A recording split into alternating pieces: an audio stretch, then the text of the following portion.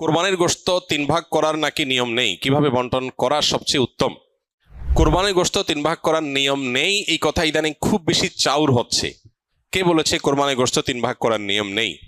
এখানে একটি ভুলকে সংশোধন করতে গিয়ে আরেকটা ভুল আমরা করে বসছি অনেকে। আর সেটি হলো, কোরবানির গোশত এ সম্পর্কে আল্লাহ রাব্বুল আলামিন কোরআনে হাকিমে বলেছেন, ফাকুলু মিনহা ওয়া আত'ইমু আল কানিআ ওয়াল মু'তাররা।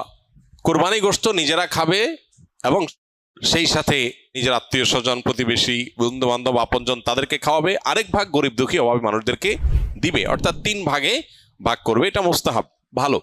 যে জিনিসটা আমাদের সমাজের সংশোধনযোগ্য সেটা হলো, সমাজের ভাগ নামে কোনো পশু থেকে থোক গোশত তুলে রেখে 1/3 গোশত সরিয়ে রেখে মোড়ল মাতবররা তাদের মতো করে তারা বন্টন করেন। এটা একদিক থেকে তো ভালো দেখা যায় যে সামাজিকভাবে উদ্যোগ নিয়ে যদি বন্টন করা হয় সব গরিবরা সমান হারে পাবে, উপযুক্ত মানুষদের ঘরে ঘরে পৌঁছে যাবে, এটা ভালো। এটা আসলেই ভালো তখন যদি শরিকদের কারোর কোনো আপত্তি না থাকে। সবাই যদি বলে হ্যাঁ ঠিক আছে, এটা খুব সুন্দর পদ্ধতি, আমাদের সবার কোনো দায় দাবি নাই, সবার তরফ থেকে একটা গরুতে 7 ভাগে কোরবানি দেওয়া যায়, 7 ভাগ থেকে বা যে কয় ভাগে আছে সবার তরফ থেকে টোটাল গোশতের 3 ভাগের 1 ভাগ রেখে এলাকাতে দায়িত্বশীল যারা আছেন, মুরব্বী যারা আছেন, গণ্যমান্য যারা আছেন, তাদের অধীনে ওলামা ইকরাম, ইমাম সাহেবদের মাধ্যমে পুরো এলাকাতে গরিবদের মধ্যে বন্টন করা হোক, আমাদের আপত্তি নেই। কারো যদি আপত্তি না থাকে কোনো অসুবিধা নেই, এটা ঠিক আছে। যেহেতু এই জাতীয় ক্ষেত্রে একজন মানুষ তার নিজস্ব কোনো আত্মীয় আছে, গরিব আছে দূরে, তাকে একটু বেশি করে দিবে বা তার মতো করে সে একটু বন্টন করবে, এই বিষয়গুলোর সুযোগ যেহেতু থাকে না ওই সমাজের ভাগ আলাদা করে তুলে ফেলার কারণে, এই বিষয়টা যদি কোনো শরিকদের কারোর আপত্তি থাকে তাহলে এটা উচিত না, তাহলে সেক্ষেত্রে তার হক নষ্ট হবে। কারণ কারোর কোরবানি গোশত তিনি কি করবেন না করবেন, তাছাড়া 3 ভাগ করার যেহেতু ফরজ না, ওয়াজিব না, আবশ্যক না, অতএব আপনি জোর করে তার কাছ থেকে নিবেন না, এটা হলো মূল বিষয়। অতএব খোলাসা কথা হলো, এই 3 ভাগের 1 ভাগ সমাজের ভাগ যেটা উত্তোলন করা হয়, এটা উত্তোলন করে যদি গরিবদেরকে পৌঁছানো হয়, আর যাদের কোরবানি তাদের যদি এটা নিয়ে কোনো আপত্তি না থাকে তাহলে কোনো অসুবিধা নাই, আদায় হয়ে যাবে সবার কোরবানি, এবং এটা কোনো গুনাহের বিষয় না, বরং সওয়াবের বিষয়।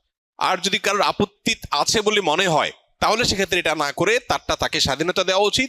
তিনি 3 ভাগ করবেন না, একটু কম বেশ করবেন, শরীয়ত যেহেতু তাকে বাধ্যতামূলক করে নাই, অতএব সেটা তার উপর ছেড়ে দেওয়া উচিত। কিন্তু 3 ভাগ করে কিছুটা নিজে খাওয়া, কিছুটা আত্মীয় স্বজন, কিছুটা গরিব দুঃখীকে দেওয়া, এটা মুস্তাহাব, এটা ভালো, এটা করা উচিত। একটা বাজে দৃশ্য দেখতে পাচ্ছি আমাদের সমাজে, সেটা হলো আমরা লক্ষ্য করছি যে অনেকেই কোরবানি গোশত সব নিয়ে ফ্রিজে তুলছেন। খুবই দুর্ভাগ্যজনক বাস্তবতা।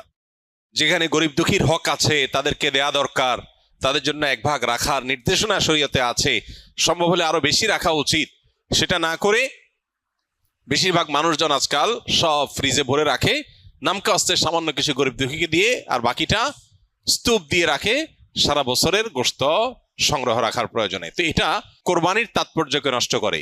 যে লোক আল্লাহকে সন্তুষ্ট করবার জন্য কোরবানি করেছে, সওয়াবের উদ্দেশ্যে কোরবানি করেছে, এটা তার কাজ হতে পারে না। অতএব 3 ভাগের 1 ভাগ করে গরিব দুঃখীকে গোশত দেওয়ার ব্যাপারটিতে আমাদের আরো বেশি আন্তরিক হওয়া উচিত। সম্ভব হলে বেশিরভাগ গরিব দুঃখীকে দিয়ে সামান্য একটু নিজে রাখলে আরো ভালো, যদি মনে হয় গরিব দুঃখী অভাবী মানুষের সংখ্যা বেশি হয়। অতএব 3 ভাগ করতে শরীয়ত ফরজ বা আবশ্যক করে নাই, ওয়াজিব করে নাই, এটা ঠিক, কিন্তু এর মানে এই না যে আমাদের সব গোশত ফ্রিজে নিয়ে ভরা উচিত, সেটাও ঠিক না। অতএব আল্লাহ তাআলা আমাদেরকে বুঝার তৌফিক দান করুন। কোরবানির জন্য কি পরিমাণ সম্পদের মালিক হতে হয়? কোরবানির ঈদের দিনগুলোতে, ঈদের দিন এবং তার পরে যে আরো 2 দিন 3 দিন কোরবানি করা যায় সর্বসাকুল্যে, এই দিনগুলোতে যার কাছে 52.5 তোলা রূপা কিংবা 52.5 তোলা রূপার বাজার মূল্য পরিমাণ টাকা অথবা এই জাতীয় সম্পদ থাকে যেটা যাকাতের সম্পদ হিসাবে কাউন্ট হতে পারে, এরকম সম্পদের মালিক যদি কেউ থাকে ঈদের দিনে, তাহলে সেক্ষেত্রে তার উপরে কোরবানি ফুকায়ে হানাফের মতে ওয়াজিব, অন্য অনেক ওলামাদের মতে সুন্নাহ। এই যে দিনগুলোতে কোরবানি ওয়াজিব বা আবশ্যক, এটার জন্য ওই নেশাব পরিমাণ সম্পদ 52.5 তোলা রূপার সমপরিমাণ সম্পদ, এটা 1 বছর থাকা জরুরি না। জাকাতের জন্য 1 বছর থাকলে যখন জাকাত আসে, কোরবানির জন্য 1 বছর থাকা জরুরি না, এই দিনগুলোতে থাকলেই কোরবানি বর্তায়। আমরা বিভিন্ন কবিরাজের কাছে তাবিজ কবজ নিয়ে থাকি, এগুলো ব্যবহার করা কি জায়েজ ইসলামের শরীয়তের দৃষ্টিকোণ থেকে জানাবেন প্লিজ।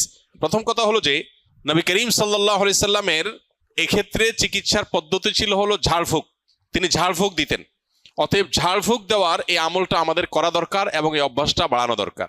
সাহাবীদের মধ্যে কেউ কেউ সূরা ফাতিহা লিখে ঝুলিয়ে রেখেছেন, এটি সাব্যস্ত হয়। এই জন্য অনেক উলামা ইকরাম বলেন শেফার নিয়তে বিশেষ করে বাচ্চারা যারা পড়তে পারে না, এদেরকে যদি কোরআনের কোনো আয়াত, হাদিসে বর্ণিত কোনো দোয়া লিখে ঝুলিয়ে দেওয়া হয় সেটা জায়েজ আছে। বাকি হাদিসে যে মান আল্লাকা তামিমাতান ফাকাদ আশরাকা রয়েছে, যে ব্যক্তি তামিমা ঝুলালো, মাদুলি ঝুলালো, সে শিরক করলো।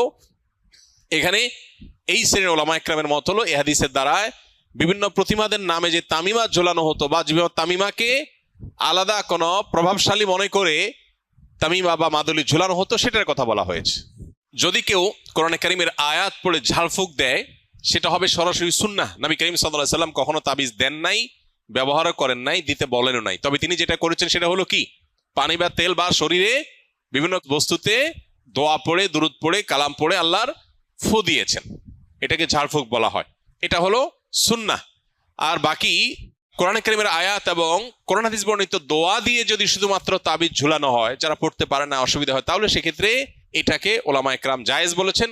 অনেক ওলামা ইকরাম জেনারেলি সব ধরনের তামিমাকেই নাজায়েজ বা নিষেধ বলেন। তবে নিরাপদ হলো সুন্নাতে থাকা, অর্থাৎ ঝাড়ফুঁকের মধ্যেই থাকা। বাকি তাবিজ কবজে আজকাল দেখা যায় বিভিন্ন নাম্বার লেখা, নাম লেখা, শয়তান টয়তান ইত্যাদি লেখা, এগুলো নাজায়েজের ব্যাপারে কারোর কোনো দ্বিমত বা ভিন্নমত থাকার কোনো কারণ নাই। অনেকে অনেক বিভিন্ন রকমের ওই যে কাঠের গুড়ি, চামড়া ইত্যাদি কেটে ঝুলায় রাখে, এটা লাগালে উপকৃত হবে এরকম একটা বিশ্বাস থাকে। এটা বৈজ্ঞানিকভাবে বা অভিজ্ঞতা দ্বারাও প্রমাণিত না, আবার কোরআন হাদিসের আলোকেও প্রমাণিত না। বিধায় এই বিষয়গুলো সন্দেহাতীতভাবে কুসংস্কার। আবু বকর সিদ্দিক লিখেছেন, ইউটিউব, মেটা ও সোশ্যাল মিডিয়া থেকে বিজ্ঞাপনের মাধ্যমে টাকা ইনকাম করা কি হালাল হবে? এ বিষয়ে আমরা বহুবার উত্তর দিয়েছি। যারা এখানে প্রশ্ন করেন, স্কিলের ভাইরা বিশেষ করে, মেহরবানি করে আগে দেখবেন এ বিষয়ে আগে কোনো উত্তর আছে কিনা, থাকলে সেটা দেখে নেবেন, অযথা এখানে সেটাকে যেন রিপিট করা না লাগে। সোশ্যাল মিডিয়াতে অ্যাডসেন্সের মাধ্যমে এভাবে উপার্জন করা জায়েজ নাই। বিশেষ করে আপনারা অনেকে কন্টেন্ট ক্রিয়েশন কোর্সে আছেন, যারা হয়তো ভবিষ্যতে উপার্জনের একটা পথ হিসাবে এদিকে যেতে পারেন, এটাকে কোনো উলামা ইকরামই জায়েজ বলেন না। বিকজ প্রথমত আপনার চ্যানেলে বা পেজে আপনি যখন মনিটাইজেশন করবেন, তখন যে অ্যাডগুলো আসবে এগুলো আপনার সবগুলো আপনার নিয়ন্ত্রণে না। কিছু ক্যাটাগরি আপনি ফিক্স করতে পারবেন, বাকি সবগুলো আপনার নিয়ন্ত্রণে না। ফলে এখানে মিউজিক থাকতে পারে, হারাম কোনো প্রোডাক্টের অ্যাডভার্টাইজমেন্ট হতে পারে, এখানে হারাম কিছু থাকতে পারে যেটা শরীয়ত অ্যালাউ করে না, সেটা আপনার চ্যানেলে অ্যাড চালিয়ে আপনি টাকা উপার্জন করছেন, যেটা সুস্পষ্টভাবে গুনাহ। অর্থাৎ একটা হারাম জিনিসের প্রচার করে আপনি টাকা নিচ্ছেন, বা একটা হারাম অ্যাডভার্টাইজ দেখায় মানুষকে গুনাহগার বানায় আপনি টাকা নিচ্ছেন, তো এটা তো জায়েজ হবে না।